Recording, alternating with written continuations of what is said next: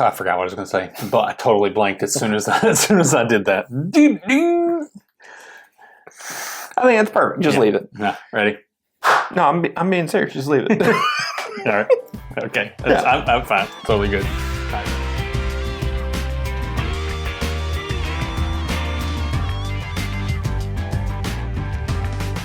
Welcome back to another edition of Bourbon Kingdom. I'm David. And I'm Zach. And today we are going to review the annual William Heavenhill release. Super excited about this one. I think year in, year out, it's one of the best bottles that gets released that nobody tries because it's essentially an exclusive to Kentucky. Yeah. Most time it's just an exclusive to the distillery, just kind of in. Sometimes it'll go out. Yeah. Distro. But occasionally, I think like I've seen them go out outside of Kentucky a couple of times. I think somebody in chat put that out there. I feel like a Total Wine Lottery in Tennessee had it at one point in time. Yeah. Count yourself generally lucky if you can get your hands on this. Yeah. And I mean, honestly, it seems to me that when they do drop them, they drop them and give a lot of people an opportunity to get them because it generally feels like a really big drop. And then they kind of just release it for a month or a little bit more. Mm-hmm. Right? Or if you really want to get technical, I mean, last year's literally just put some more out. Yeah. So yeah, the Evan Williams experience was putting out William Heavenhill 17. And they gave it away on some little holiday thing that they did. Yeah, plus I think it's on Holiday on the Hill, isn't it? Potentially. I know this one is, but I can't. I can't remember. I've been working too much, so like I can't keep track of everything. I didn't get into that event. Neither. I mean, technically, anybody can walk into that event probably, but you only want to go if... Well, I bet you there would probably be fun stuff to do out there. It will be but fun. I do agree, like, why you want to go is because of the amazing tastings that they do and everything else. I don't want to be jealous sitting there watching people go back for their tastings, then go and probably get each one of those bottles and be sitting there going, this hors d'oeuvre is really good. That is true. Sue me. That's just how I feel. Hey, but I will say, speaking from somebody who has went to those events, they are legitimately the best on the Bourbon Trail. They really are. Buffalo Trace has been doing some crazy stuff here recently. Give Buffalo Trace some credit. Four Roses has had some really good events in the past, but typically Heavenhill crushes. And Old Forester did an event last week, this past week. Yes, they can do a good job too. The 150th event might be, let me just back up. The reason why the 150th event might be the best event ever, yes, it was a stupid, pricey ticket to go. Yeah, it was. But you could literally drink cases of Old Forester birthday bourbon in PC. It was dumb. Yeah. Had to leave before I had too good of a time. Yeah. Oh, yeah. You definitely don't want to. Dude, it was wild. I mean, technically, I guess your wife could have picked you up. Oh, if I did, you knew I had to be somewhere. I did. And I can't say where I had to be, but I had to be somewhere. Mm-hmm. If I didn't have to go where I had to go to, I was going to stay there and Uber home. I was just going to say, screw it. I was going to leave the car downtown, and if whatever happened. Yeah. I mean, before we really get started into this, hit the like, subscribe, turn on the notifications, and let you know when videos are popping up. Look us up on Patreon. Really cool stuff. Got some things coming out. I mean, it's the end of the year, and some cool stuff may be popping up through Patreon. Mm-hmm. So you might want to check that out.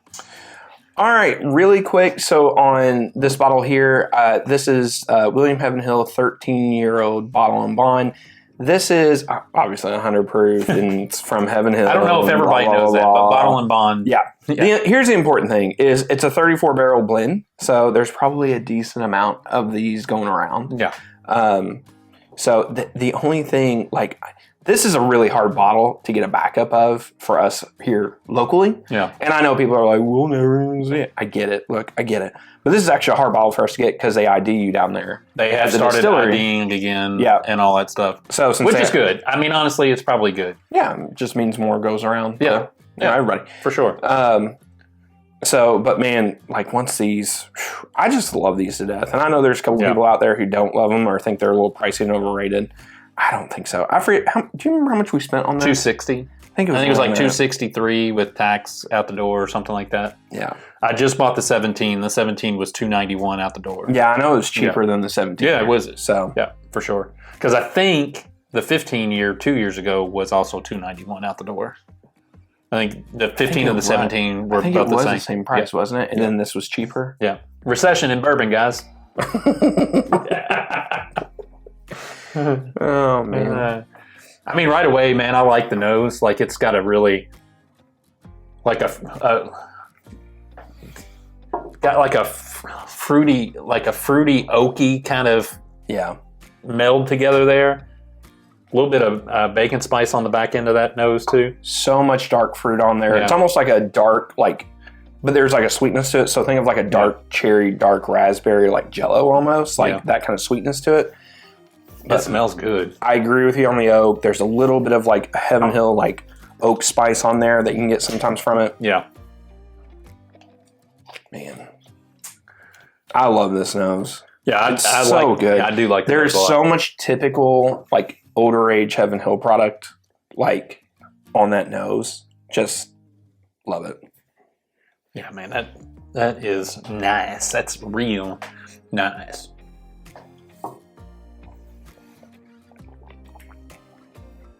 Ooh, it's real rich. Like, I agree. Like thick. Like I like that. White chocolate dipped raspberries. I still get a little bit of like that sweetness, like of like a Jello, like fruity Jello. Yeah, I don't know if it's just me. And this is my first like drink of the day, but just a little bit on the finish, I get like almost a little bit of a coconut feel to it, like right on the back end of it. I don't know why I've never gotten that in anything before, but the fruit just continues to pop to me. There's a ton of depth and it's like very rich. Whenever you're sitting there, it's on the palate. I wouldn't say there's like this huge variety of notes. No. But there's just a ton of depth on, like, that fruit just runs and goes for days. Ton of berries on there, strawberries, a little bit of like an apple and pear note on there as well. Again, there's like a vanilla cream, like think of like a donut, like vanilla cream. It's sweet. Yeah, it is sweet. And yes, it's 100 proof, and yes, it's an easy drink. But there's a spice on the back end that really, I think, makes it feel a little bit more. I agree. I think that's what it is. So I had a little bit of a pour before the video, so like my palate's acclimated and stuff to everything. The finish is strong and good for being a bottle and bond, but it's never like it's hard for a bottle and bond just to go on for days and days and days. Like in my opinion on the finish. So, but I think for a bottle and bond, I still think it has a great finish. I think it does too. That I agree with you on the caramel, all that stuff. Yeah, I think it's. Yeah, I mean, again, that's solid through and through. I might like this a little bit more than the 17. I don't know. I'd probably put them both hand. I think I still like the 15-year more. Yeah. But I think I like this more than the 17. I need to drink through the rest of my 15 because it's been sitting there a while. I don't want it to get too next live stream. Just want to blind all three. Yeah, let's do it. Yeah. Or I'm blind or whatever we do. Yeah, you can just at least just taste it. Like. Yeah. Yeah, I think that's really good. I always feel like I know it's pricey, but it's a dang good bottle from a major distillery. Yeah, and I mean it just goes to show you, and you know our bourbon of the year last year was a 94 proofer. Yeah, that's true. It just goes to show you like when it's done right, non-high proof whiskey can be really, really good. Yeah, and it's aged appropriately. I think it does some really good things in really good ways, and this is no different. The spice, the fruit, the sweetness, all kind of just meld together in a really good way. Yeah, honestly, I totally agree through and through. It's awesome. Like to me, I think that this is one of the best lines that comes out in bourbon every year. Yeah, it's not that it's a weird way. Like, yes, they're hard to find, but it's because they're just so exclusive to Kentucky. Yeah. But I feel like if you come down here and you're willing to put in the time to camp at Heavenhill, because I think they're doing releases now on Tuesday, Thursday, Saturday. Tuesday, Thursday, Saturday. Just this is a little kind of info thing for you guys. Yeah. If you are coming down, like there were some guys in here last week from North Carolina, and we were talking to them. We were together on a Wednesday. It was Corey and David were in on Wednesday of last week, and we were talking to them. We were like, "Are you going to Heavenhill?" And they were like, "I don't know. We might." And so I talked to them the next day, and I was like. And it ended up being what got dropped last Thursday was it William Heavenhill? Yeah, I think it was the William Heavenhill. So the William Heavenhill, this bottle got dropped, and they were like, so I texted them and I was like, hey, did you all go? And they were like, well, we didn't want to get down there and maybe strike out. And it's like, if you want good things, sometimes you just have to bite it and go, I'm gonna take the chance. Yeah. And it could be Elijah Craig 18. It could be something, but chances are once a week at least they're going to drop something that is desirable for people to want. Unless you're Dave, then you sleep in. You show up about 30 minutes after opening. That's true. That is definitely true. We all can't have that rabbit foot. I'm blessed. Hashtag blessed. Ain't no line. So, all right. Yeah, buy if you can find it. Yeah. I think I don't know what these are going for on the secondary. Probably $450, $500, somewhere in there. I would guess. If that's the case, that's probably it. That to me, I think that's better than a lot of other bottles. Yeah. Going in that range, like Birthday Bourbon. Again, 13th Colony Double Oak. I think I would rather take this than that. It's the same thing you think about with the Russell stuff too. Like the Russell stuff, it doesn't demand a lot on... I don't think it's better than Russell's 15. No, I'm not saying that, but I'm saying from a demand on the secondary market, like you're looking at it and going, well, that's still only $400 or $450. Yeah.